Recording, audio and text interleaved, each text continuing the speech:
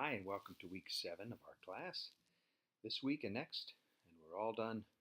This week's topic is post-exilic Israel. That would be the time following the exile in 586 of the southern kingdom of Judah at the hands of the Babylonians.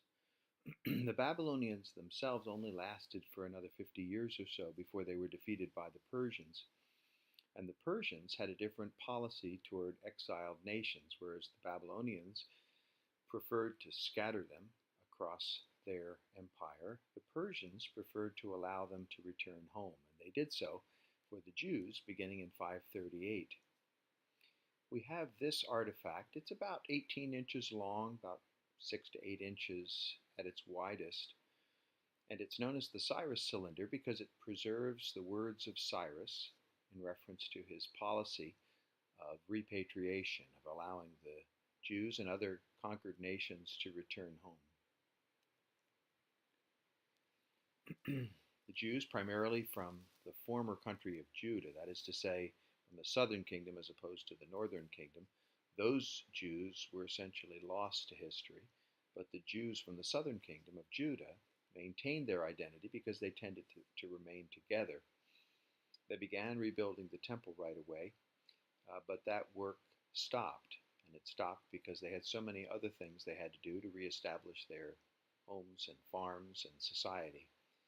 And it wasn't resumed until 516 BC, so about 30 years after they returned. Yes, about 30 years after they returned home. I'm sorry, 20 years after they returned home. When we talk about the writers during the post-exilic period, we talk first about the three minor prophets, Haggai, Zechariah, and Malachi. And we talk about Ezra, who returned later than the first two minor prophets, and then Nehemiah, who returned still later. If it's helpful, you can consult the timeline that's in the textbook. You can see visually where these individuals come in terms of Israel's history. Now, not all Jews returned home.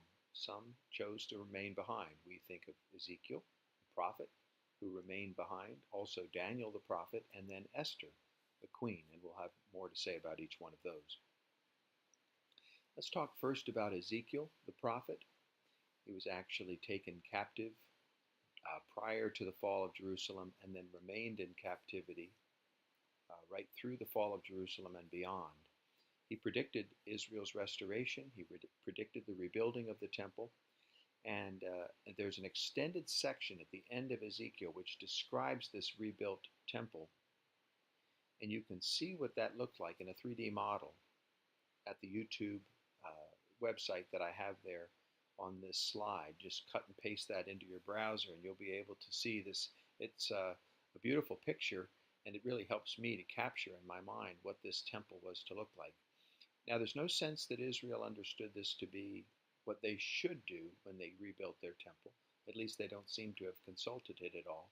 Seems to have been intended right from the very beginning as a symbolic picture of the perfect temple that they would have needed. Daniel was another one who prophesied in post-exilic Israel's period and remained behind in Babylon. As you'll notice in the textbook, some people argue that this book was written in the 6th century, along the same timeline. That would be my point of view. But others say that it was written much later in the 2nd century and that Daniel was actually a pseudonym. This, in my mind, is not an issue worth fighting over, certainly not worth throwing people out of the church over, but it is an interesting debate that goes on. Again, I tend to side with those who argue for the 6th century for various reasons, which I spell out in the textbook. One thing everybody can agree on is that the theme of Daniel is the sovereignty of God. We see this over and over again, both in the story part in the early part of the book, and then in the vision part in the latter part of Daniel. The visions are referring to the time period in the 2nd century. Everybody agrees with that. 2nd century BC to 1st century AD.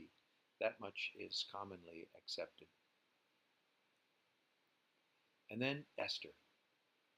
Esther was a Jewish woman. She became the queen of Xerxes I, and you can see his dates there.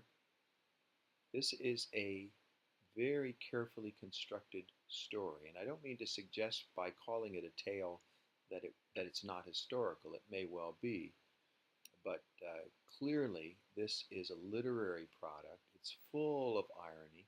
The other unique thing is it doesn't mention God by name. Let me talk first about the irony. Now, this, this interesting design here, I want to try to explain it. You'll notice 1 corresponds to 1 with the apostrophe, and 2 with 2 in the apostrophe. This is known as a chiastic, Chiastic structure, and it's the way that the ancient Israelite historians tend to tell their stories, with this kind of plot structure that focuses on the middle section. And just one thing I want you to notice, and that is how much of this book echoes the other half of the book. So you start with a feast and end with a feast. You start with Esther taking Vashti's place as queen. You end with Esther making another request, and back and forth. And there is this irony that Haman, Israel's enemy, seeks to destroy the Jews, but he ends up being destroyed in the end. And there's many, many more ironies that go on through this book. Keep alert to those as you read, and use this chart, this diagram, if you'd like. The question that I want to finish with here in this short video is why the book of Esther doesn't mention God by name. This is one of 2 books in the Old Testament, Song of Songs being the other one. It doesn't mention God by name. And as I try to explain in the textbook, I think there's a very good reason why the author doesn't mention God by name, because it seems very much that God is absent in this book. Doesn't show up in the dramatic ways that he does in the book of Exodus, for example. But he does show up. He shows up through the faithfulness of God's people. He shows up working behind the scenes. And this is very much an important lesson for us as a church, really, in exile. We don't see God manifesting himself in the dramatic ways that he has in the past. And nevertheless, we believe that God can show up through the circumstances in our life and can change those circumstances if we are faithful to him, just as Esther was. All right. Well, I trust you'll enjoy this week as you examine these prophets and writings and these stories like that concerning Esther. Thanks again for your good work of posting and commenting on one another's posts. I'll be looking over your shoulder and jumping in as necessary, and I trust you'll have a great week.